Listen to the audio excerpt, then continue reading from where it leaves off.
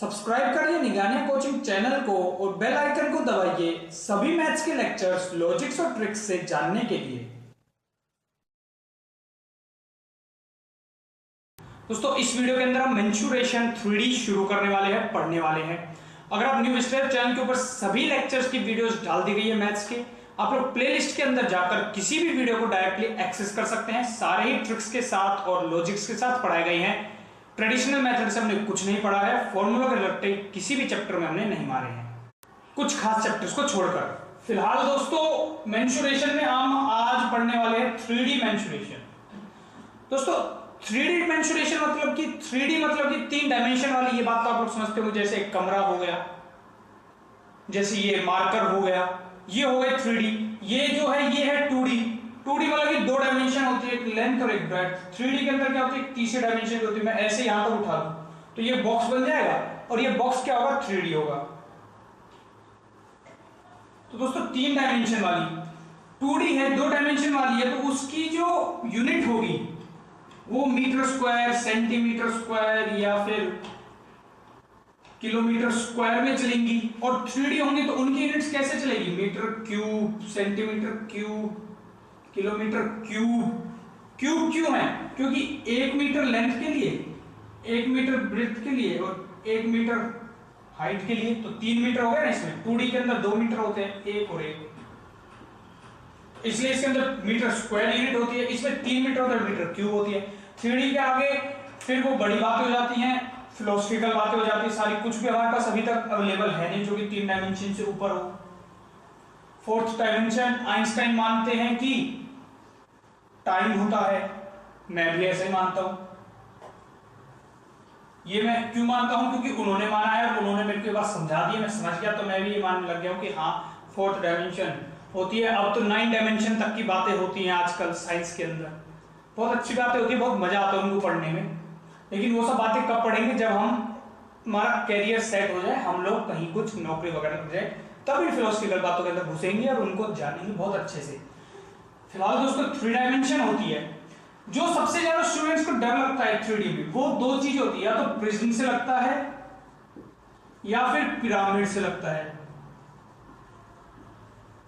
और आप लोग शायद जानकर आश्चर्यचकित हो जाए कि हम लोग जितनी भी बातें पढ़ते हैं डर इन 2 से लगता है, लेकिन जितनी भी, चाहे स्क्वायर है, चाहे रेक्टेंगल है, चाहे ट्रायंगल है, या दोस्तों है हमारे पास स्फीयर, सिलेंडर है या कोन है। ट्रायंगल, स्क्वायर, रेक्टेंगल नहीं, 3D वाली, क्यूब, क्यूबॉइड, स्फीयर, सिलेंडर, कोन, ये सब के सब प्रिज्म और पिरामिड में से ही एक में आते हैं। तो दोस्तों हम प्रिज्म का सवाल देख के, पिरामिड का सवाल देख के तो घबरा जाते हैं, लेकिन ये सब वही चीजें ही हैं। तो आज हम पढ़ लेते हैं शुरुआत ही हम अपनी करने वाले हैं प्रिज्म और पिरामिड के साथ। और सबसे पहले हम पढ़ेंगे प्रिज्म क्या होता है। दोस्तों प्रिज्म बड़ी ही सिंपल सी बात है। किसी भी शेप की आपकी कोई एक फिगर है, बहुत ही अजीब सी फिगर बना दी मैंने ये वाली, तो किसी भी शेप की आपकी एक फिगर है, सेम ही शेप की आपकी एक और फिगर मैंने ऊपर रख दी, बिल्कुल एग्जैक्टली सेम, और इनके एज से एज को अगर मैंने मिला दिया तो दोस्तों ये प्रिज्म बन जाता है आपका।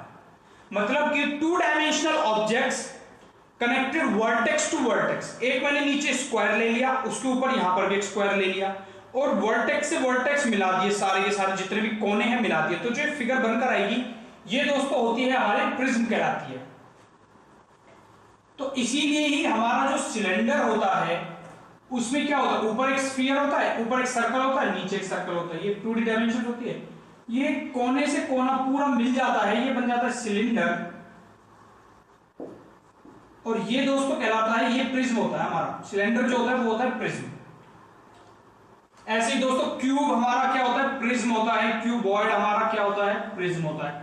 क्यूब क्या होता है, जिसके तीनों साइड्स इक्वल होती हैं, ये क्यूब होता है। ऐसे क्यूबॉइड क्या होता है, जिसके 2 साइड्स इक्वल। जो रेक्टेंगल से बनता है वो क्यूबॉइड, जो स्क्वायर से बनता है वो क्यूब होता है। ये होते हैं प्रिज्म के अंदर ही आते हैं सारे।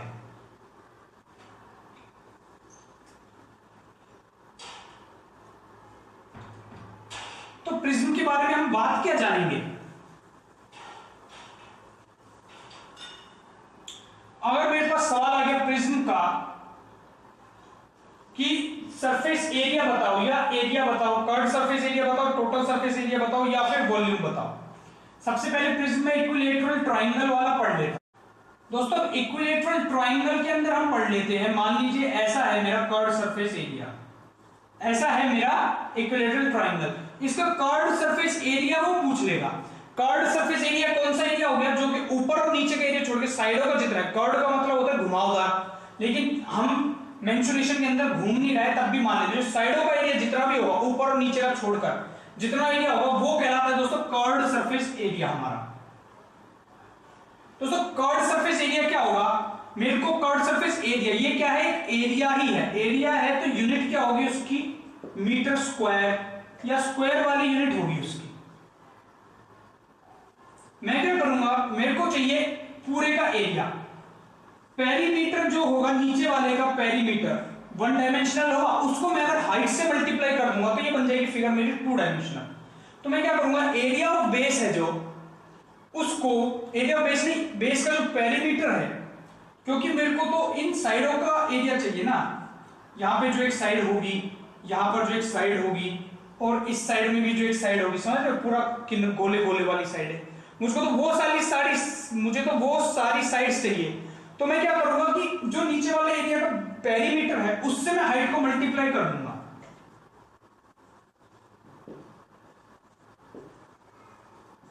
क्योंकि ये बात मैं आप लोगों को ज्योमेट्री में मेंसुरेशन 2D के अंदर भी पढ़ा चुका हूं कि इसका मतलब क्या है कि भैया इस और इस जगह पर ये जो साइड है, इस साइड को H तक जोड़ते चले जाओ, ऊपर जोड़ते चले जाओ, जोड़ते चले जाओ, इस साइड को H तक जोड़ते चले जाओ, जोड़ते चले जाओ, इस साइड को H तक जोड़ते चले जाओ, जोड़ते चले जाओ, जोड़ते चले जाओ, तो वो बन जाएगा मेरा क्या? ये वाला फॉर्मूला। तो perimeter of base into height हो जाएगा मेरा कर्व्ड सरफेस एरिया का फॉर्मूला। देख भी लेंगे हम, पेरीमीटर ऑफ बेस भैया वन डायमेंशनल होगा और हाइट भी वन डायमेंशनल, तो दोनों मल्टीप्लाई, तो मेरी मीटर स्क्वायर बन गई, टू डायमेंशनल बन गई मेरी, और एरिया क्या होता है? टू डायमेंशनल होता है। इसी प्रकार से अगर वो मुझसे पूछ लेगा टोटल सरफेस एरिया, दोस्तों टोटल सरफेस एरिया क्या हो जाएगा? कर्व्ड सरफेस एरिया के अंदर मैं जोड़ दूंगा क्या? बेस का एरिया, टॉप का एरिया। टोटल सरफेस एरिया तो पूरा जितना भी एरिया आपको फिगर में दिख रहा है, बेस भी और टॉप भी उसमें ऐड हो जाता है। 2 टाइम्स एरिया ऑफ बेस इसमें मैं जोड़ दूंगा। टोटल सरफेस एरिया पूरा का पूरा मेरा पूरा कर्व तो आ ही गया है, और नीचे का और ऊपर का दो एरिया और जुड़ जाता है, टोटल सरफेस एरिया। अगर वो वॉल्यूम पूछ लेगा तो वॉल्यूम क्या होगी? एरिया को मेरे को 3 डायमेंशनल करना है। मैंने क्या किया, पूरा बेस का एरिया निकाला और उसको ऊपर तक जोड़ता चला गया, जोड़ता चला गया, जोड़ता चला गया, जोड़ता चला गया, तो मेरे पास पूरी वॉल्यूम आ जाएगी। पूरा अंदर जितना भी इसके अंदर जगह है वो आएगी। एरिया ऑफ बेस तो मेरे को 3 डायमेंशनल बनानी है वैसे भी, तो एरिया ऑफ बेस को मैं मल्टीप्लाई कर दूंगा हाइट से। एरिया ऑफ बेस को मैंने हाइट से मल्टीप्लाई कर दी तो मेरी आ गई वॉल्यूम। इसके अलावा कुछ और वो पूछता नहीं है, सीएस से, पीएस से और वॉल्यूम 3 ही चीजें पूछता है। तो वॉल्यूम हो जाएगी। ये सब के सब किसके लिए है? इक्विलैटरल ट्रायंगल के लिए, प्रिज्म के लिए, ये जनरल फॉर्मूले। अब हम इक्विलैटरल ट्रायंगल के लिए फॉर्मूले लिख लेंगे कि क्या बनेंगे इस हिसाब से। ये है टोटल सारे के फॉर्मूले हैं ये।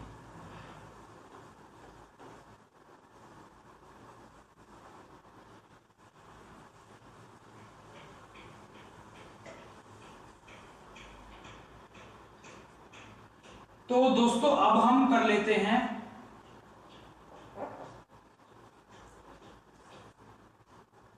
Equilateral triangle. प्रिज्म की ही बातें चल रही हैं। इक्विलैटरल ट्रायंगल के लिए दोस्तों हम निकाल लेते हैं।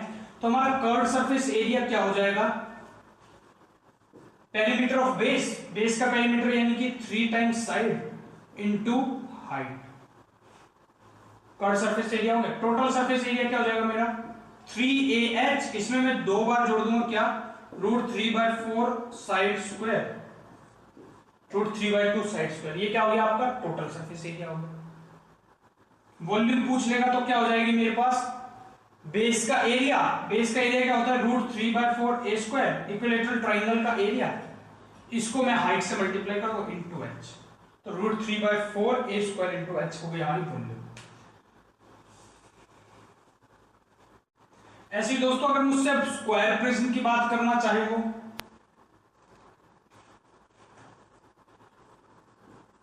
नीचे स्क्वायर है, ऊपर भी एक स्क्वायर है,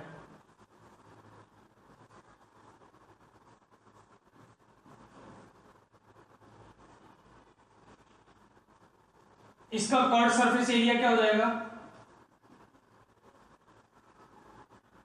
कर्व सरफेस एरिया है तो उसके लिए क्या लूंगा मैं? Perimeter 4a into height.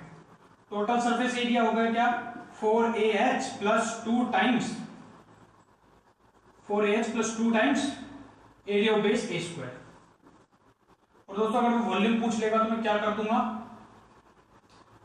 Base का area a square into h।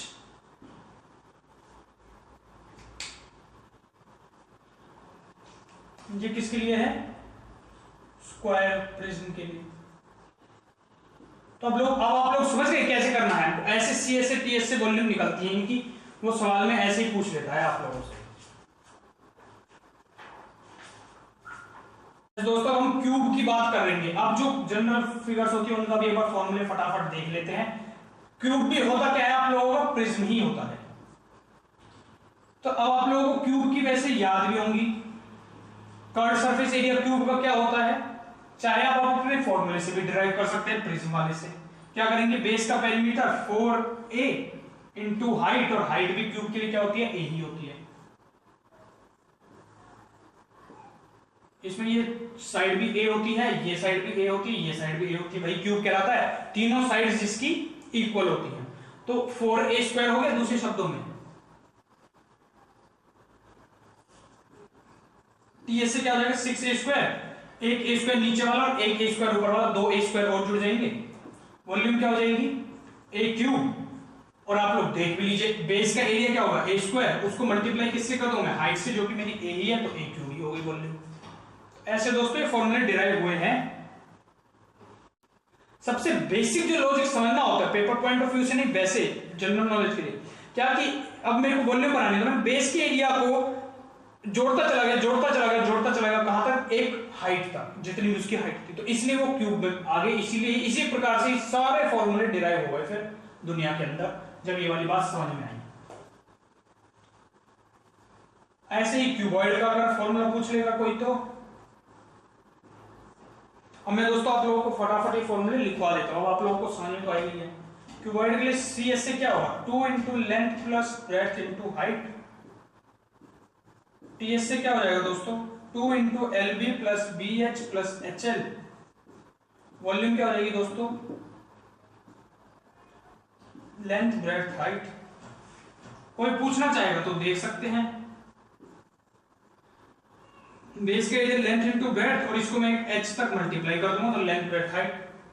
ऐसे ही टोटल सरफेस एरिया, ऐसे CS से हो गया length plus breadth into height, 2 times length plus breadth, ये क्या हुई? पेरीमीटर। इसको मैंने h से मल्टीप्लाई कर दिया। ऐसे ही TS से आप लोगों का याद भी कर लेना इनको, क्योंकि इनको वहां पे डिराइव नहीं करेंगे, डायरेक्ट सवाल पूछेंगे। इसके बाद दोस्तों सिलेंडर आ जाता है आप लोगों का। ये सब होते हैं प्रिज्म। कर्व सरफेस एरिया क्या होता है? 2πRh। टोटल सरफेस एरिया क्या होता है? 2πr into r plus h। Volume क्या होती है? πr square h। ठीक है, देख सकते हैं क्या है इसका एरिया? πr स्क्वायर सर्कल है, और h से मैंने इसको मल्टीप्लाई कर दिया तो ये वॉल्यूम बन गई।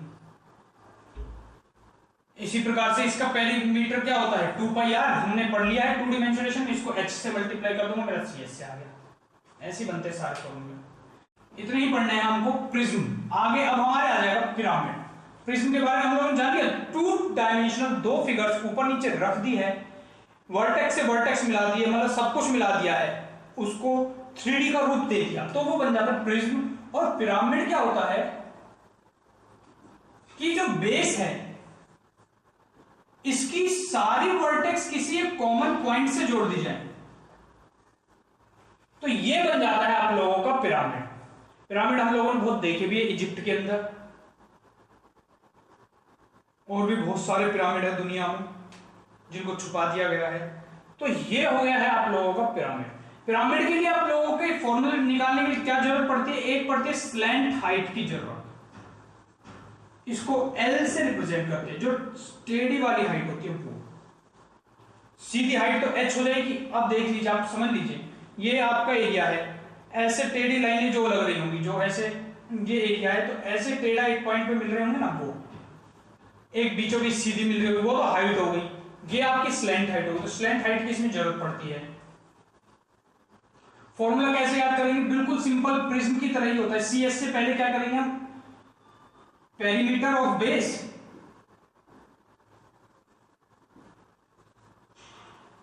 Into height.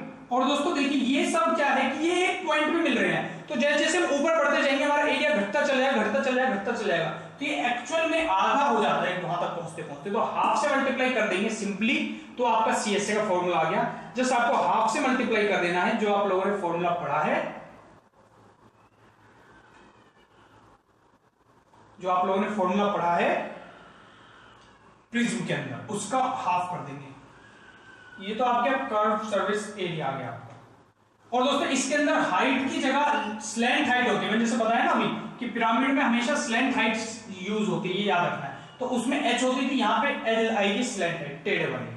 TS से होगा तो दोस्तों क्या होगा? जस्ट बेस का एरिया और ऐड हो जाएगा। तो CSA के अंदर हम ऐड कर देंगे एरिया ऑफ बेस एक बारी बस। क्यों? क्योंकि टॉप में तो बेस है, टॉप में तो जस्ट एक पॉइंट पे जाके मिल रहे हैं ना सारे, तो एरिया जस्ट इसमें ये वाला ही मिसिंग होता है, बेस का एरिया। तो TSA में क्या होगा? बस एक बारी बेस का एरिया जुड़ेगा। और लास्ट में आती है दोस्तों वॉल्यूम आपकी। दोस्तों लास्ट में वॉल्यूम क्या हो जाती है? ये सारी याद कर लीजिएगा। इसके लिए एरिया ऑफ बेस, पहले तो ये तो कॉमन बात हो गई, इनटू हाइट होती है इसमें दोस्तों। इसमें स्लैंट हाइट नहीं होती।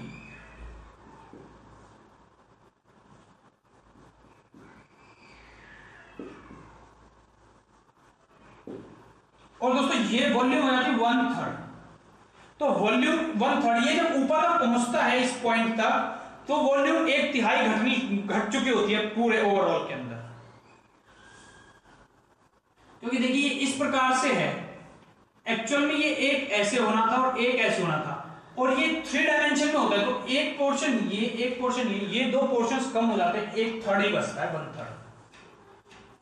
तो वॉल्यूम में 1/3 होता है, CSA में हाफ होता है। CSA में हाइट की जगह स्लैंट हाइट होती है, क्योंकि टेढ़े में देखना होता है। वॉल्यूम के अंदर सिंपल वाली हाइट होती है, स्लैंट हाइट नहीं होती है। और TSA में CSA में सिर्फ एक बेस जुड़ता है, प्रिज्म के अंदर 2 बेस जुड़ते हैं।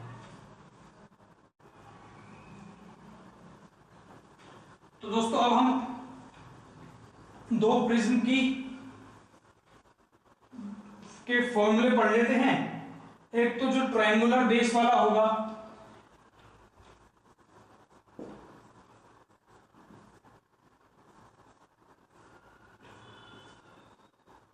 इसका दोस्तों CSA क्या हो जाएगा? हाफ से तो मल्टीप्लाई होता है। पेरीमीटर क्या होगा? इसको हम लिख देंगे ऐसे, पेरीमीटर ऑफ बेस। अच्छा, इसका पेरीमीटर किसका? ट्रायंगल का। ये इक्विलैटरल ट्रायंगल होगा जरूर, यहाँ पे इक्विलैटरल ट्रायंगल ही है। तो ये क्या हो जाएगा? पेरीमीटर 3 × A और L से मल्टीप्लाई। ये L क्या है? स्लैंट हाइट है। TSA क्या होगा? CSA plus area of base क्या हो जाएगा भाई? √3/4A²। वॉल्यूम क्या हो जाएगी इसमें दोस्तों? वॉल्यूम हो जाएगी एरिया ऑफ बेस, 1/3 कर देंगे area of base √3/4A² into simple height. ये इससे कट भी जाएगा, यहाँ पे √3 बचेगा, ये यहां से हट जाएगा। या आप लोग वैसे ले लीजिए, फिर खुद से काट लीजिए।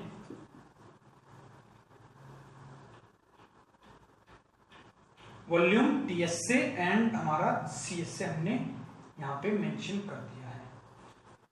दोस्तों अगर स्क्वायर बेस वाला पिरामिड होता है, ये है ट्रायंगुलर बेस वाला। अगर स्क्वायर बेस वाला पिरामिड हो गया आपका, CSA क्या कर देंगे? हाफ कर देंगे सबसे पहले। तो पेरीमीटर ऑफ बेस क्या हो जाएगा? स्क्वायर है कि रेक्टेंगुलर है? स्क्वायर है, तो हो जाएगा 4A × L। टीएस से क्या कर देंगे, सीएस से के अंदर बेस का एरिया जोड़ देंगे, बेस का एरिया क्या है ए स्क्वायर, और दोस्तों वॉल्यूम क्या हो जाएगी आपकी, बेस का एरिया ए स्क्वायर 1/3 कर देंगे इनटू हाइट।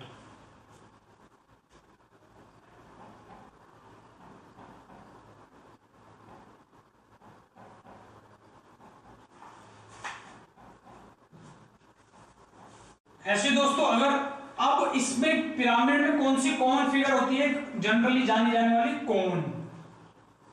कोन में क्या होगा दोस्तों, सर्कुलर बेस और ये एक पॉइंट पे मिल रहा होता है, तो सीएस से क्या हो जाएगा पाई आर एल होता है सीएस से। क्यों हुआ, पेरीमीटर ऑफ बेस क्या होगा 2 पाई आर, हाफ कर देंगे इसका और स्लैंट हाइट से मल्टीप्लाई, तो ये कट के पाई आर एल लग जाता है। टीएस से क्या होता है दोस्तों, इसका पाई आर एल प्लस इसका एरिया यानी पाई आर स्क्वायर, तो क्या बन जाता है pi are are plus L. और दोस्तों अगर वॉल्यूम पूछते हैं कोन की तो क्या होती है 1/3 पाई आर स्क्वायर एच, क्यों, क्योंकि pi R square area of base into height और 1/3 उसका कर देना है। ऐसे आप लोगों का कोन के फॉर्मूले आ जाते हैं। ये दोस्तों याद रखने हैं आप लोगों को फॉर्मूले किस किस के, स्क्वायर, क्यूब के, क्यूबॉइड के, cylinder,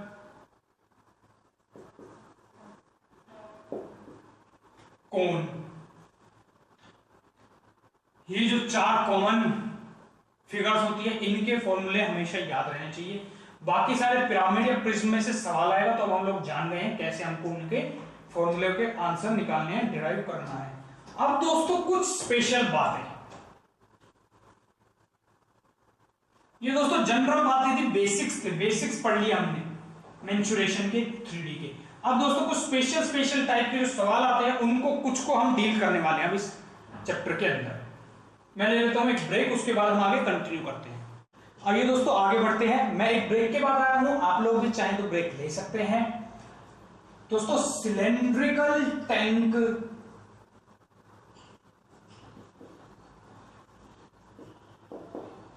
water up and down की बात करेंगे, रेज हो रहा है या कम हो रहा है, तो दोस्तों कैसे क्वेश्चन को सोल्व करना है। अब हमको स्पेसिफिक टाइप के सवालों को लेने वाले हैं। सीधा सवाल से शुरू कर लेते हैं दोस्तों। ए cylindrical tank of diameter 3.5 centimetre,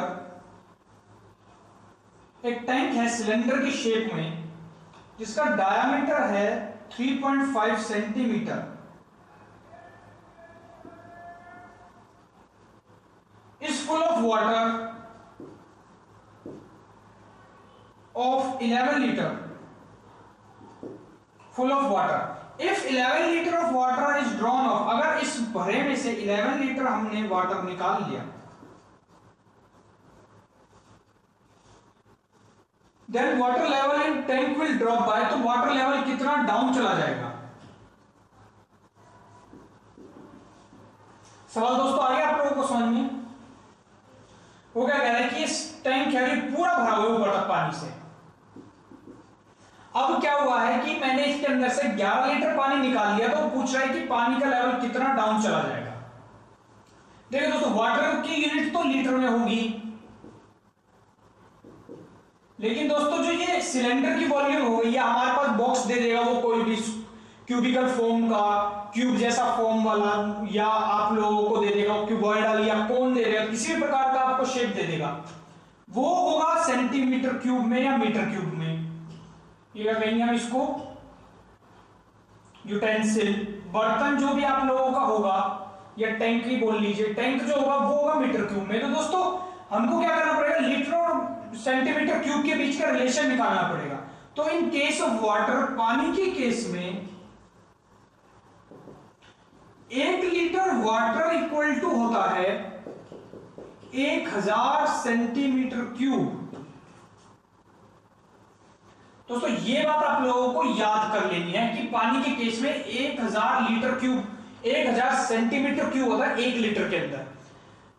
ऐसे दोस्तों अगर आप लोगों को ये नहीं दे रखा है, यहां पे तो वाटर का केस है, वाटर पे सवाल आते हैं, लेकिन जैसे यहां पे अगर हनी हो गया, शहद हो गया, तो दोस्तों ये रिलेशन नहीं होगा, क्योंकि शहद की तो डेंसिटी ज्यादा होती है, पानी की कम होती है। हम लोगों को पानी की ही पता होती है, कोई और अगर मटेरियल होगा तो आप लोगों को वहां पे ब्रैकेट में दे रखा होगा कि कितने लीटर उसका कितने सेंटीमीटर क्यूब के बराबर होता है।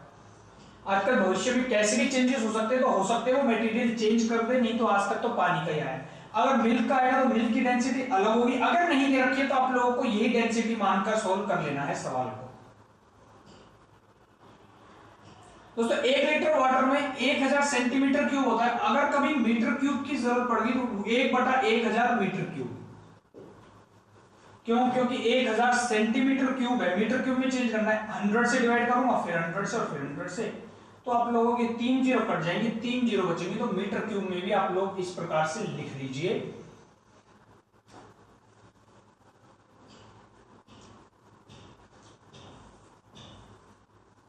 अब मुझे क्या पता है कि मेरा तो इतना पानी नीचे गया है, जितना पानी निकला होगा उतनी ही वॉल्यूम कम हो गई होगी, तो मैं पानी को वॉल्यूम इक्वल टू वॉल्यूम लिख दूंगा इसके अंदर, volume equal to volume.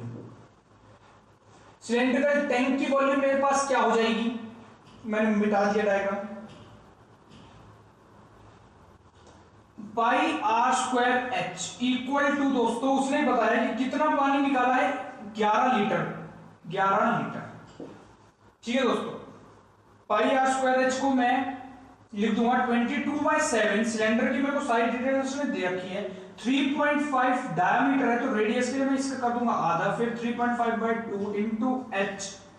Height कितनी डाउन गई है भाई वो पूछा, इक्वल टू, ये तो है मेरा सेंटीमीटर क्यूब के अंदर, यूनिट सेंटीमीटर ही है ना, सेंटीमीटर क्यूब में, ये मेरे पास लीटर में है तो मेरे को इसे बदलना पड़ेगा सेंटीमीटर क्यूब में, ये मेरी मदद करेगा। तो कितना हो जाएगा, 11000 सेंटीमीटर क्यूब हो जाएगा। दोस्तों जो जो कटता है मैं काट दूंगा, मेरे पास आंसर आ जाएगा।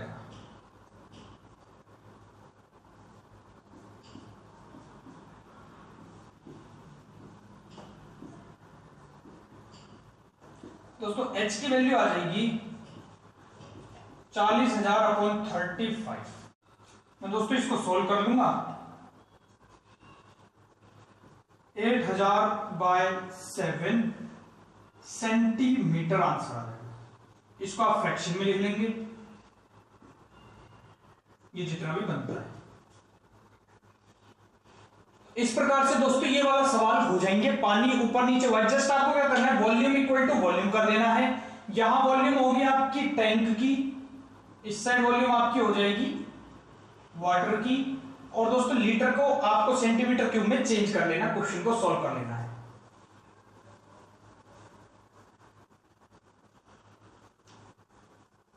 दोस्तों सिलेंडर 3D में सभी जगह यही होता है, वॉल्यूम इक्वल टू वॉल्यूम करना होता है। आप लोगों को देखना पड़ता है कि किसकी वॉल्यूम इक्वल टू किसकी वॉल्यूम करो।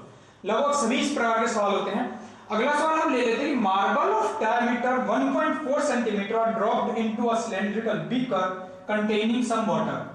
एक सिलेंड्रिकल बीकर है, उसमें कुछ पानी है, उसके अंदर मार्बल्स डाली जा रही है। दोस्तों मार्बल समझ गए क्या होते हैं, कंचे बोलते हैं जिनको। इनका डायमीटर है 1.4 यानी कि 0.7 इनकी रेडियस होगी। The diameter of beaker is 7 metre. Beaker का डायमीटर है 7 मीटर का डायमीटर है, तो रेडियस हो जाएगी 3.5 centimetre. Find how many marbles have been dropped in it if the water rises by 5.6 centimetre. उसके अंदर कंचे डालते गए पानी ऊपर उठता चला गया। कौवे वाली हमने स्टोरी पढ़ रखी ना पहले, क्रो वाली बचपन में, तो वही चीज है। इसके अंदर मार्बल डालते गए पानी उठता गया। तो पूछ रहा है कि अगर 5.6 सेंटीमीटर उठा है तो कुल कितने मार्बल्स डले होंगे। तो दोस्तों मार्बल जा रहा है, उसकी बिहाफ पर ही पानी ऊपर उठ रहा है, तो जितनी वॉल्यूम मार्बल ने ली होगी पानी की, उतना ही पानी ऊपर उठा होगा। उसने हमें बता दिया पानी तो इतना ऊपर उठा है, हमको मार्बल बतानी कितने डले होंगे। मैं क्या कर दूंगा, वॉल्यूम इक्वल टू वॉल्यूम कर दूंगा। किसकी वॉल्यूम, मार्बल जितने डले उनकी वॉल्यूम इक्वल टू पानी का लेवल कितना रेज हुआ है उसकी वॉल्यूम। तो वॉल्यूम मार्बल की इक्वल टू वॉल्यूम वाटर की कर दूंगा। मार्बल की वॉल्यूम क्या हो जाएगी, इसने बताया है कि गोल मार्बल है, स्फेरिकल। नहीं भी दिया है तो मार्बल कैसा होगा, गोल होगा। अगर दिया तो शेप दे देगा, शेप नहीं देगा तो क्या होगी, स्फेरिकल होगी। तो 4/3πr³। आप लोगों के स्फीयर हेमिस्फीयर इनके वॉल्यूम्स नहीं लिखवाई ना मैंने, लिख लीजिए इनके फॉर्मूले।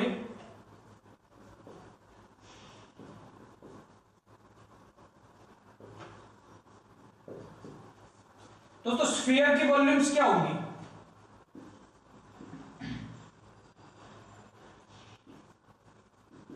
4/3πr³। दोस्तों हेमिस्फीयर की इसका आधा 2/3πr³। ठीक है दोस्तों, ये दोनों की हो गई है आपकी वॉल्यूम, लिख लीजिए। अब दोस्तों कर्व्ड सरफेस एरिया देखिए दोस्तों, तीन चीजें होती हैं इसके अलावा स्फीयर हेमिस्फीयर की।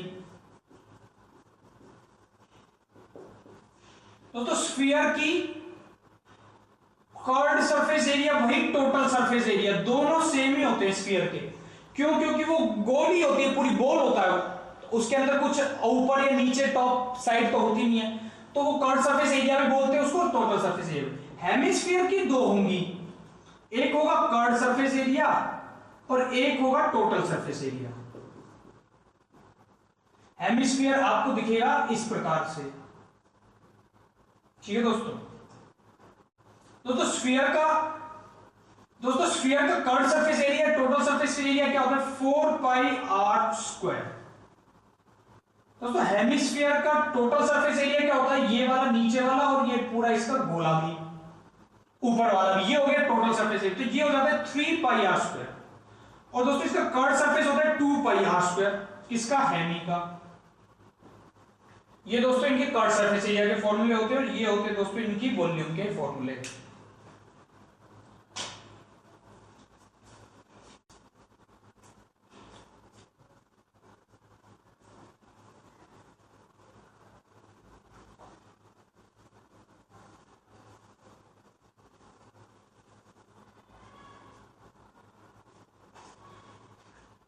दोस्तों अपना सवाल फिर से ले लेते हैं।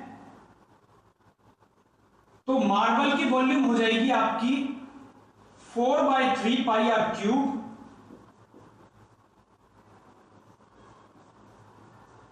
और रेडियस मेरे पास है 0.7। मार्बल्स कितनी, मान लीजिए n मार्बल्स गई है, तो उन्होंने जितनी वॉल्यूम ली होगी उतनी ही वॉल्यूम पानी का लेवल रेज हुआ होगा। और पानी के लेवल आपको दिया हुआ है, और टैंक था आपका सिलेंड्रिकल, तो सिलेंड्रिकल टैंक में उतनी ही वॉल्यूम बढ़ी होगी, तो वो हो जाएगी आपकी πr²। पाई को मैं पाई ही लिख लूंगा, πr²। टैंक की रेडियस मेरे पास कितनी है, 7/2, और इसकी हाइट उसने जितनी बताई है, रेज हुई है, कितनी उठी है ऊपर, 5.6 सेंटीमीटर। तो जितनी वॉल्यूम इन्होंने ली है बॉल्स ने, उतना ही उसमें वॉल्यूम पानी का रेज हुआ होगा। जितने नीचे कंचे चले गए होंगे तो उतना ही पानी ऊपर उठ गया होगा। दोस्तों ये मैं सॉल्व करूंगा, 3 पॉइंट है, नीचे आ जाएंगे 3 0। ये पाई से पाई कट गई, 2 7 से 2 7 कट गई हैं दोस्तों। पॉइंट हटा 10, इस 1 0 से 1 0 कट गया है, 8 आ गया यहां पे, 2 से 2 कट गया है। n की वैल्यू आ गई है 150। 150 कंचे जब उसके अंदर डाल दिए जाएंगे तो पानी का लेवल 5.6 सेंटीमीटर ऊपर उठ जाएगा। वॉल्यूम इक्वल टू वॉल्यूम करिए हमने यहां पर।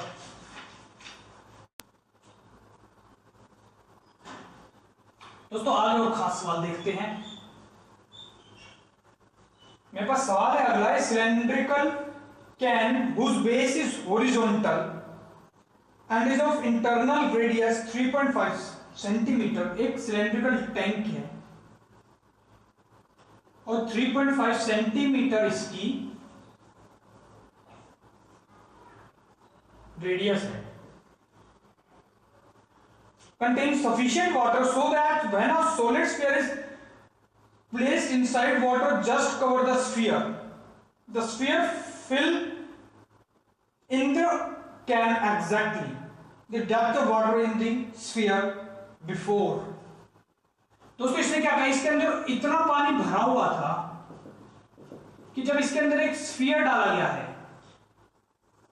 एग्जैक्टली इतना ही, जब इसको मैंने इसके अंदर कर दिया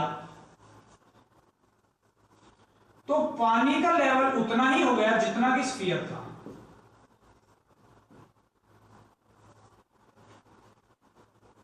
वो कह रहा है कि पानी की डेप्थ बता दो कि इसमें पानी कितना था, हाइट पूछ रहा है वो वाटर की। अब समझ गए, टैंक था उसमें पानी भरा हुआ था, ऊपर से मैंने एक स्फीयर उसके अंदर डाला है। अब जहां तक स्फीयर हुआ है वहीं तक पानी उठे, पानी तो ऊपर उठेगा ना, जब स्फीयर यानी कि बॉल जब अंदर जाएगी पानी ऊपर उठेगा। अब स्फीयर और वाटर दोनों लेवल बराबर हो गए हैं, इतनी हाइट हो गई है दोनों की।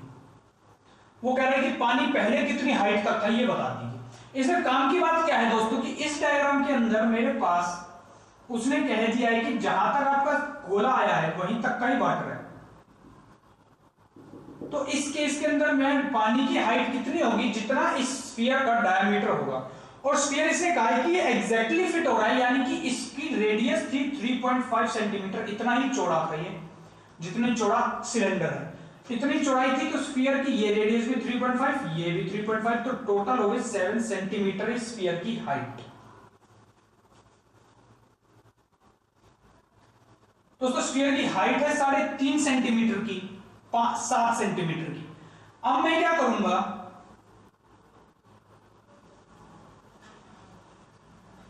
तो ये मेरे पास आ गई 7 सेंटीमीटर। अब मैं दोस्तों क्या करूंगा, स्फीयर की वॉल्यूम, ये देखिए ये यहां तक आ गया है, ये स्फीयर, इसमें जितना पानी है, यानी कि दोनों बोथ मिक्स्ड कंडीशन है, जो इस वक्त दोनों है इसके अंदर मिक्स हो रखे, पानी भी और स्फीयर भी। ये इक्वल टू क्या हो जाएगा, जितना स्टार्टिंग में पानी था वाटर प्लस जितना ये स्फीयर है। वॉल्यूम वाटर की लिखूंगा मैं यहां पे, क्या हो जाएगी ये वाली, pi R square 3.5 whole square into H, जो निकालना है एच, प्लस स्फीयर की वॉल्यूम कितनी होगी 4/3 पाई आर क्यूब, और आर कितना है उसका 3.5 है, क्योंकि इसने बताया ना कि इतना ही चौड़ा है जितना चौड़ा सिलेंडर है, इक्वल टू दोनों मिक्स की कंडीशन ये हो जाएगी क्या, pi R square 3.5 square into H, और हाइट कितनी इसकी 7। देखिए दोस्तों 3.5 का स्क्वायर कट गया कट गया कट गया, पाई पाई पाई खत्म, h plus 4/3 into 3.5 equal to 7।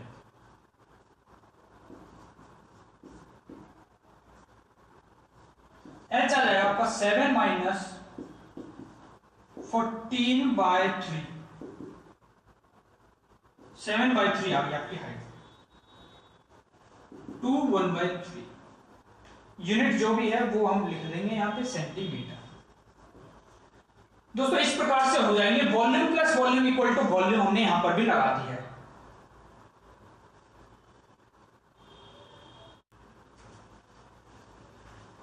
दोस्तों आगे अगर सवाल आ जाता है पाइप का, कि पाइप में से पानी आ रहा है,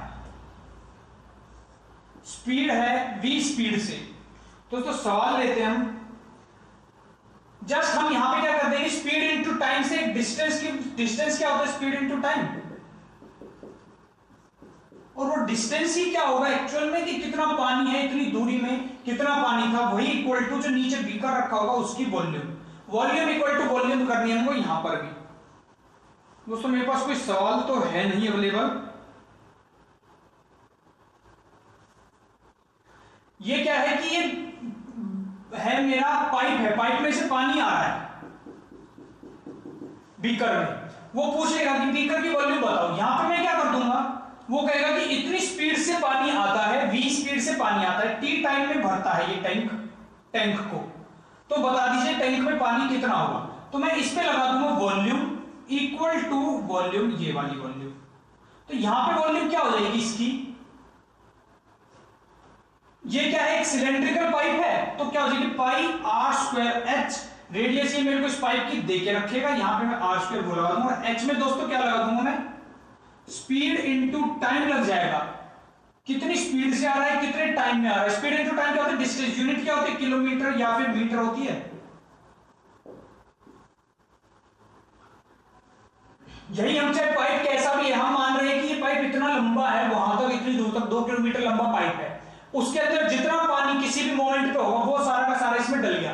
तो जितने टाइम में वो पानी ट्रेवल करके आ रहा है, स्पीड इनटू टाइम लगा दूंगा, ये हो जाएगा आपका पानी कितना है h, यानी कि हाइट पाइप की लंबाई कितनी है, इतना लंबा पाइप है कि और लंबा पाइप है, वही हो जाएगा वॉल्यूम इक्वल टू वॉल्यूम। यहाँ पे वॉल्यूम आ जाएगी मेरी सिलेंडर की पाई आर स्क्वायर h, और ये h क्या हो जाएगी मेरी हाइट डिस्टेंस, जो कि क्या होगा स्पीड इनटू टाइम, और ये वाली वॉल्यूम मेरे पास आ जाएगी जिस भी प्रकार का बीकर हो, यहाँ पे पाई आर स्क्वायर h ही लग जाएगा, ये दोनों इक्वल करके आंसर आ जाएगा। है मेरे पास एक सवाल, तो मैं सवाल करवाता हूं इस पर भी, आप लोगों को अच्छा है, अच्छे से समझ में आ जाएगा। दोस्तों सवाल है, लिख लीजिए जरा, कह रहे कि water flows through cylindrical pipe whose radius is 7 centimetre at 5 metre per second. 7 centimetre है, पानी चल रहा है 5 मीटर पर सेकेंड से सिलेंड्रिकल पाइप के अंदर से। The time it will take to fill an empty tank with height 1.4 metre 1.54 metre and area of the base 3 into 5 metre. दोस्तों बेस का एरिया दे दिया 3 into 5 मीटर स्क्वायर। वो कह रहे हैं कि इसमें से पानी इसमें से आ रहा है, ये इसका रेडियस है 5 मीटर पर सेकंड से, ये इस बीकर की हाइट है, इतनी हाइट के बीकर को जिसका बेस एरिया इतना है, कितने समय में भरेगा, वो समय पूछ रहा है, कह रहे हैं कितने समय में, टाइम बता दो। इसके अंदर से पानी आ रहा है, इसकी volume of pipe equal to volume of beaker. Volume of pipe क्या हो जाएगी, pi into R square. R कितना है 7 सेंटीमीटर, देखिए मीटर में है, ये मीटर में है, ये मीटर में है, तो इसको भी मैं मीटर में ही चेंज कर लूंगा ताकि सवाल आसान हो जाए। सेंटीमीटर को मीटर में चेंज करना है तो क्या करेंगे 100 से डिवाइड। सेंटीमीटर यानी कि 1 मीटर में 100 सेंटीमीटर होता है। इसी प्रकार से 1 किलोमीटर में 1000 मीटर होता है, और ऐसे आप लीटर में कर सकते हैं, 1 लीटर में 100 सेंटीलीटर होता है, और इस प्रकार से कितने भी यूनिट से आप चेंज कर सकते हैं।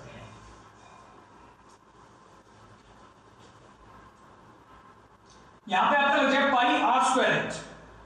आर स्क्वायर क्या है, ये है radius 7 centimetre, 7/100 into 7/100 R square into H, और एच कितनी है हाइट, जो कि मुझे निकालनी क्या हो जाएगी स्पीड इंटू टाइम, ठीक है, इक्वल टू इस बीकर की कितनी हो जाएगी वॉल्यूम।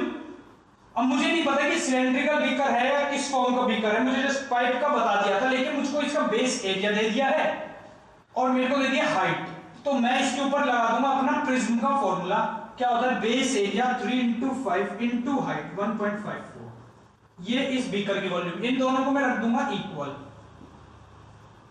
मेरा आ जाएगा आंसर। तो 22/7 into 7 into 7 upon 100 into 100 into 5t equal to 3 into 5 into 1.54, और मेरी स्पीड है मीटर पर सेकंड में, तो मेरे पास t जो आएगा ये आएगा सेकंड के अंदर। इसको दोस्तों मैं सोल्व कर लेता हूं।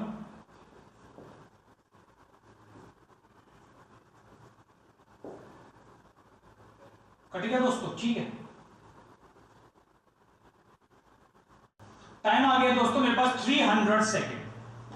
अगर मिनट में ऑप्शन होगा तो मिनट के लिए क्या कर दूंगा 60 से डिवाइड, 5 मिनट, ऐसे कर लेते हैं दोस्तों। अगर उसने दे दिया है कि पानी में आ रहा है इस स्पीड से, टाइम पूछ ले कुछ भी पूछ ले, तो हम बता देंगे 5 मिनट में ये वाला पाइप जिसमें से इतनी गति से पानी आ रहा है, इस बीकर को 5 मिनट में भर देगा। तो इसी प्रकार से अगर आप लोग बारीकियां समझ रहे हैं, बेसिक्स समझ रहे हैं, तो हर एक मेंसुरेशन का सवाल आप लोग इसी प्रकार से बना पाएंगे। आपको देखना है कहां पे मुझे एरिया इक्वल टू एरिया रखना है, कहां पे वॉल्यूम इक्वल टू रखनी, कौन सी वॉल्यूम किस वॉल्यूम के इक्वल रखनी है, ऐसे रखते हुए हम चले जाएंगे। दोस्तों आगे एक सवाल कर लेते हैं। A well 20 metre in diameter is dug 14 metre deep एक कुआं था, इसको 14 मीटर तक खोद दिया गया है, 20 मीटर इसका डायमीटर था, तो ये 10 हो गया इसका radius. And the water taken out is spread and the earth taken out is spread all around, और जो इसमें से मिट्टी निकली है वो चारों तरफ फैला दी गई है।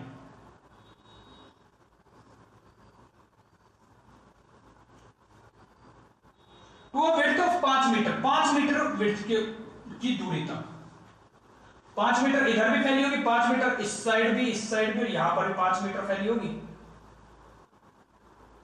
टू फॉर्म अ प्लेटफॉर्म, और इससे एक प्लेटफॉर्म बना दिया, थोड़ा सा ऊंचाई बना दी। Find the height of platform, तो कह रहे हैं कि इसकी हाइट बता दीजिए। ये इस प्रकार से नहीं होगा, एक्चुअल में कुआं ऐसे होगा, ये आपकी जमीन थी, कुआं जमीन से नीचे होता है, ये कुआं खोदा गया 14 मीटर का, और यहां पे इस प्रकार से आप लोगों का एक प्लेटफॉर्म बना दिया 14 मीटर जो खुदाई हुई है, इसमें से जो मिट्टी निकली है उससे।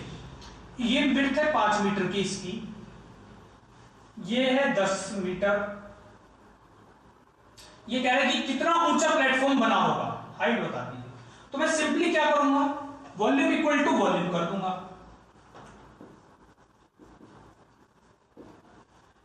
कौन सी वॉल्यूम, ये है आप लोगों का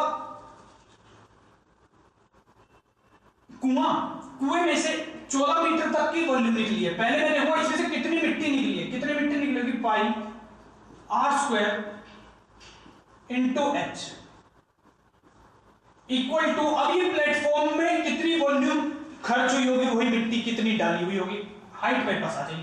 प्लेटफॉर्म की वॉल्यूम, पहले बड़े वाला गोला, ये बड़ा गोला है ऐसे, अब इसके अंदर से ये कुआं है, तो पहले बड़े वाला गोला माइनस छोटे वाला कुआं, तो ये वाला आ जाएगा मेरे पास, ये वाला प्लेटफॉर्म। तो क्या हो जाएगा, पाई आर स्क्वायर 10 और 5 15 इंटू एच, इसमें से मैं माइनस कर दूंगा कितना, पाई आर स्क्वायर, ये अंदर वाला, क्योंकि ये तो गोला है ना, खाली है, खोखला है, गड्ढा है, आर स्क्वायर एच। यहां से आप लोगों के एच की वैल्यू आ जाएगी, पाई पाई पाई हट गए, 5 2 जा 10, 5 2 जा 10, 5 3 जा 15, 15 10 और 10, 14 दूनी 28, 28 दूनी 56 equal to 9h minus 4h, यानी कि 5h। h आ जाएगा 56/5, यूनिट आपकी जो भी होगी मीटर में, तो 11.2 मीटर आ जाएगा इस क्वेश्चन का आंसर। समझ गए, ये क्या किया है, समझ, बाहर वाली में से मैंने अंदर वाली माइनस कर दी, क्योंकि ये तो है एम्प्टी एरिया, कोई इसमें कूदेगा तो नीचे गिर जाएगा, गड्ढा है, ये प्लेटफॉर्म है, प्लेटफॉर्म है, तो प्लेटफॉर्म को मैंने, ये है कंप्लीट माइनस वेल, मेरे को सब्ट्रैक्ट कर दिया। दोस्तों आगे पढ़ लेते हैं फोल्डिंग ऑफ पेपर। दोस्तों उसने क्या कहा है कि एक पेपर है L लेंथ का और B ब्रेड्थ का, और उसने कहा है कि इस पेपर को मैंने इस प्रकार से फोल्ड करके एक सिलेंडर बना दिया, इस पेपर को ऐसे फोल्ड किया, सिलेंडर बना दिया, R रेडियस का, कैपिटल R मान लो, तो वो पूछेगा कि इस R रेडियस और इस लेंथ में रिलेशन बताइए। देखिए मैंने कहा कि इस पेपर को ऐसे फोल्ड किया है, तो ये इसका जो पेरीमीटर है वो ये लेंथ बन जाएगी, तो 2 पाई r इक्वल टू L हो जाएगा इस केस में। इसमें क्या है, फोल्डेड अलोंग लेंथ, जब लेंथ के अलोंग फोल्ड किया है तो लेंथ आपकी क्या बन जाएगी, 2 पाई r बन जाएगी। अगर मैंने इस पेपर को इस प्रकार से फोल्ड कर दिया है, अलोंग ब्रेड्थ ऐसे अगर फोल्ड कर दिया है, तो क्या हो जाएगी आपकी, ये सिलेंडर कुछ ऐसा बन जाएगा। तो उस केस में क्या बन जाएगा आपका, 2 पाई r इक्वल टू ब्रेड्थ बन जाएगा। ये कब होगा, फोल्डेड अलोंग ब्रेड्थ। अगर मैंने ब्रेड्थ के अलोंग फोल्ड कर दिया है तो वो मेरा बन जाएगा 2 पाई r ब्रेड्थ के इक्वल। अगर लेंथ के अलोंग फोल्ड किया है तो 2 पाई r आपका बन जाएगा लेंथ के इक्वल।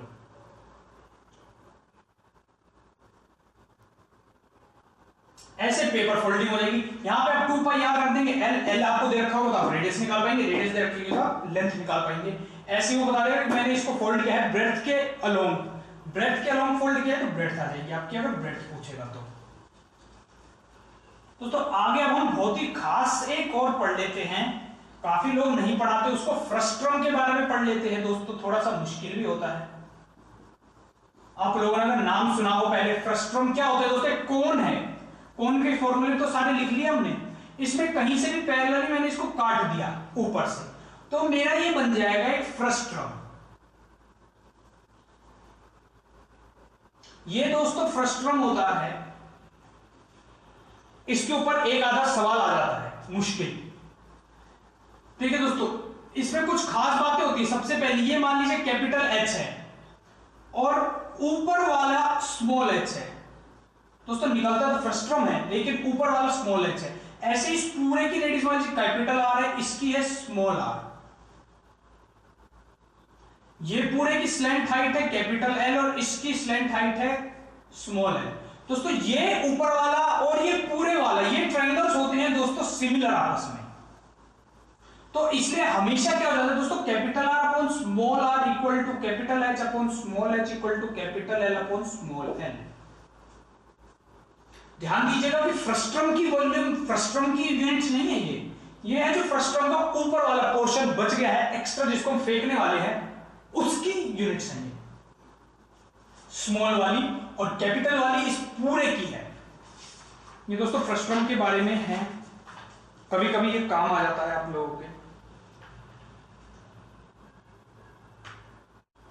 ये आपका फ्रस्ट्रम और ये ऊपर वाला आप लोगों का कोन, स्मॉल कोन। दोस्तों इसमें और क्या बात होती है, अगर कर्ड सरफेस एरिया ऊपर वाले का upon curved surface area complete का, पूरे का सीएस से ऊपर वाले का, अभी हम इन्हीं की बात करेंगे कंप्लीट और ऊपर वाले की। दोस्तों ये किस प्रोपोर्शन में होते हैं, चाहे तो छोटे वाला है ऊपर R square upon R square कर सकते हैं, या H square upon H square कर सकते हैं, या L square upon L square कर सकते हैं।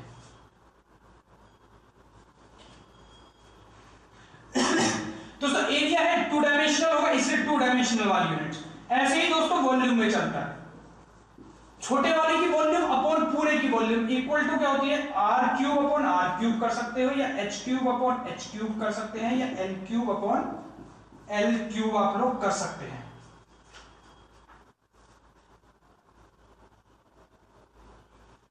दोस्तों इनको आप लोग जरूर ध्यान दीजिएगा, याद कर लीजिएगा। अब हम फ्रस्ट्रम के ऊपर आने वाले सवाल देख लेते हैं। ये सवाल ऐसे आ जाते हैं, ये क्यों हो रहा है, क्योंकि सिमिलर है, ट्रायंगल्स के नेमिंग कर लीजिए ओ ए बी और एक्स वाई, तो ओ ए बी सिमिलर है आपका ओ एक्स वाई से।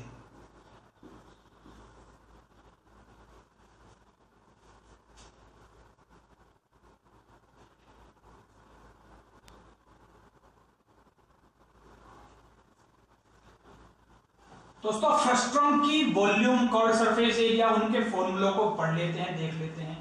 दोस्तों कोन में से ही कट के निकला ये, तो कोन के ही जैसा जैसे इसके फॉर्मूले होते हैं। दोस्तों सबसे पहले सीएस से, दोस्तों कोन का सीएस से क्या होता है, पाई आर एल, इसका होता है दोस्तों pi R plus R into L. एक फ्रस्ट्रम में दो रेडियस होंगी, ऊपर वाले की रेडियस और नीचे वाले की रेडियस, तो ये है आर प्लस आर। ऐसे ही दोस्तों वॉल्यूम क्या होगी, कोन की होती 1/3 पाई आर स्क्वायर एच, यहां पे होती है pi R square plus R R into H. दोस्तों टीएस से पूछेंगे तो क्या हो जाएगा, सीएस से प्लस नीचे वाले का एरिया क्या हो जाएगा, पाई आर स्क्वायर, और ऊपर वाले का एरिया पाई आर स्क्वायर। ये हो गया दोस्तों आपका टीएस से। दोस्तों अगर इसकी स्लैंट हाइट कोई पूछ लेगा एल, जो कि मेरे को कर्व सरफेस एरिया के लिए यूज भी होगा, स्लैंट हाइट दोस्तों जो कि आपकी सीएसए में यूज भी होगी, क्या कर देंगे हम इसमें, जैसे उसमें क्या होता है R square minus H square, यहाँ पे capital R minus small R whole square minus H square. ये आप लोगों की हो जाएगी दोस्तों स्लैंट हाइट, टेढ़े वाली हाइट, ये वाली।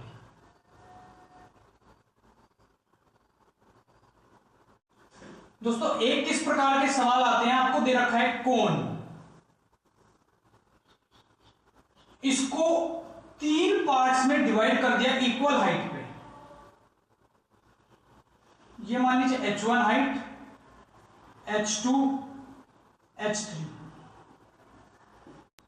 टॉपिक का नाम लिख लीजिए, cutting of cone into 3 parts of equal height. Cutting of cone parallel to base into 3 parts of equal height. ऐसा दोस्तों सवाल आ जाते हैं। तो दोस्तों इसमें पूरी वॉल्यूम V1 रेशियो V3, सबसे बड़े वाला कोन रेशियो, सबसे उससे छोटा रेशियो 1। अभी मैं पूरे कोन की बात करूं, ये कंप्लीट रेशियो, ये कंप्लीट रेशियो, ये कंप्लीट, क्या हो जाएगा, हाइट जिस रेशियो में हाइट है उसी रेशियो में ये हो जाएंगे, क्योंकि बाकी सब चीजें कांस्टेंट है, रेशियो में कट जाएंगे आपस में। ये हो जाएगा हाइट का cube ratio H2 cube ratio H1 cube. ठीक है दोस्तों, अगर उसने पूछ लिया कि जस्ट इस इंडिविजुअल पोर्शन का रेशियो, इस इंडिविजुअल का रेशियो, इस इंडिविजुअल का एरिया नहीं वॉल्यूम का रेशियो बताइए, इसके नेमिंग कर देते हैं V1 डैश, V2 डैश और V3 डैश।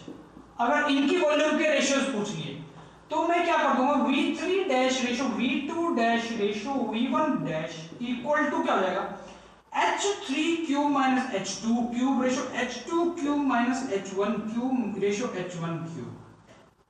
समझ रहे हैं, इसमें से ये माइनस इसके इक्वल, इसमें से ये माइनस इसके इक्वल, और ये एज इट इज पीछे। अगर ये इंडिविजुअल पोर्शंस की वॉल्यूम पूछे, सवाल देख लेते हैं हम इस प्रकार से।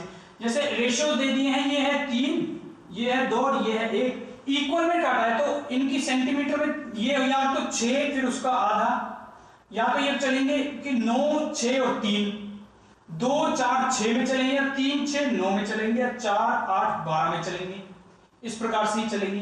तो मैं क्या कर दूंगा, वो कह देगा इन इंडिविजुअल पोर्शंस की वॉल्यूम के रेशियो बताओ, तो मैं कर दूंगा 3 cube minus 2 cube ratio 2 cube minus 1 cube ratio 1 cube. तो हो गया मेरा 27 माइनस 8 रेशियो 8 माइनस 1 रेशियो 1, ये मेरा आ जाएगा 19 ratio 7 ratio 1।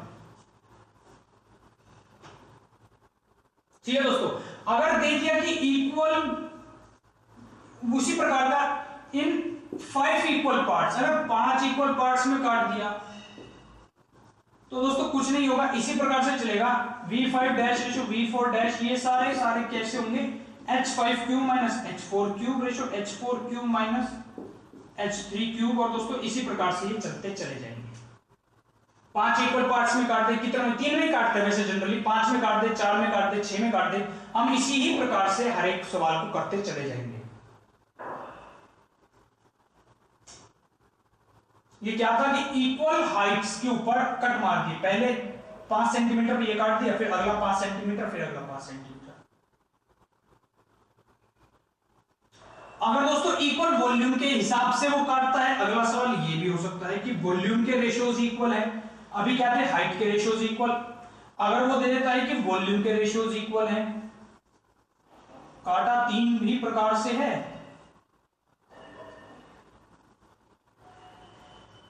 V1 dash, V2 dash और V3 डैश। V1 डैश मान लीजिए जितनी भी यूनिट है तो 1 यूनिट, ये भी 1 यूनिट और ये भी 1 यूनिट। अब वो क्या करेगा कि हाइट के रेशियोज बता दो,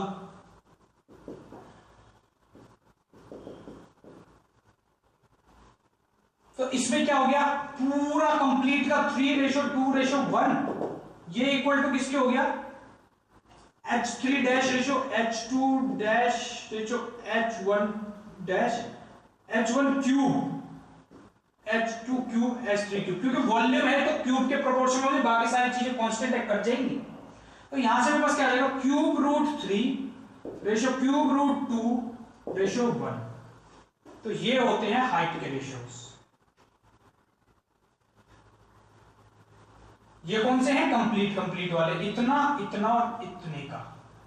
अगर वही इसने पूछ लिया मेरे से H3 H2 H1 बोल दीजिए इनको, अगर उसने H3 डैश पूछ लिया, बस इसकी वॉल्यूम, बस इसकी हाइट H1 डैश, बस इसकी हाइट का रेशियो H2 डैश, बस इसकी हाइट का रेशियो H3 डैश, तो मैं क्या कर दूंगा, simply 3 cube minus cube root 2 ratio cube root 2 minus cube root 1 ratio cube root 1। Same उसी प्रकार से, लेकिन अब क्या हुआ है कि वॉल्यूम्स के रेशियोज ऐसे हैं। उसमें पिछले वाले में क्या था कि हाइट के रेशियोज थे 3:2:1 में, इस बार वॉल्यूम के रेशियो 3:2:1 में। तो मैं कर दूंगा इसी प्रकार से, तो मैं हो जाएगा 3 1/3 माइनस 2 1/3 रेशियो 2 1/3 माइनस 1:1। और इसमें से क्वेश्चन आज तक नहीं पूछा है, भविष्य में वॉल्यूम पे पूछ सकता है, पूछ ले शायद, हाइट पे ही पूछता है नहीं तो। दोस्तों अब आगे क्या पूछ लेता है, वो पूछ लेता है कि एक ऑब्जेक्ट के अंदर दूसरा ऑब्जेक्ट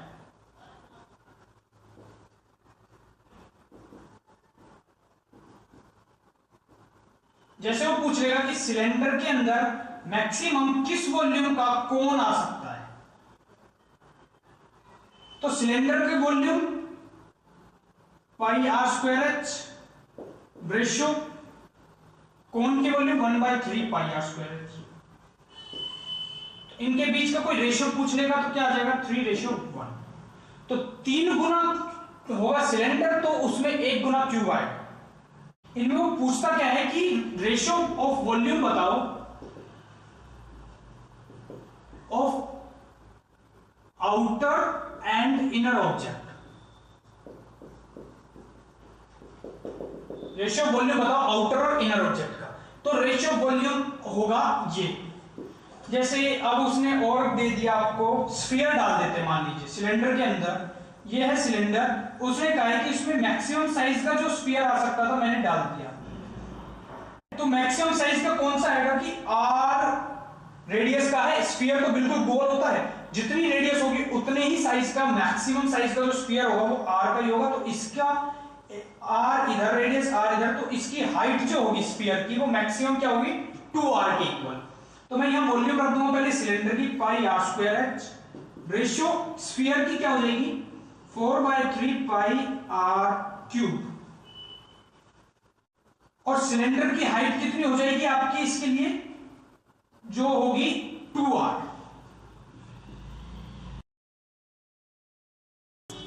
ठीक है, वो कहेगा कि मैक्सिमम साइज के सिलेंडर के अंदर एक मैक्सिमम साइज का स्फीयर आ सकता है, तो वो 2r हाइट के सिलेंडर के अंदर एक स्फीयर आ सकता है जिसकी रेडियस होगी r। वो ये रेशियो ऐसे पूछ लेगा, तो ये कट जाएंगे सारे के सारे, ये 2 पे तो 3:2 आ जाएगा। ऐसे दोस्तों वो पूछ लेता है कभी कभी रेयरली कि एक ऑब्जेक्ट के अंदर दूसरा ऑब्जेक्ट डाल दिया तो वॉल्यूम के रेशियोज क्या होंगे। आप लोग इस प्रकार से इनको सॉल्व करते हैं। और आखिरी प्रकार के सवाल आ जाते हैं आप लोगों के पास रीमोल्डिंग के।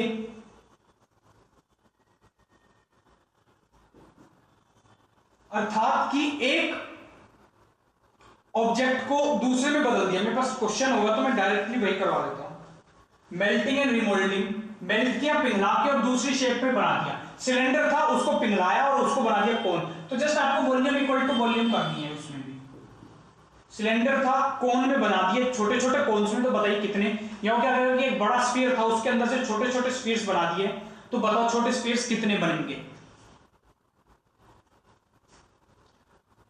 तो सवाल ले लेते हैं इसके ऊपर। उसने कहा radius of metallic cylinder is 3 centimetre and it's height is 5 centimetre.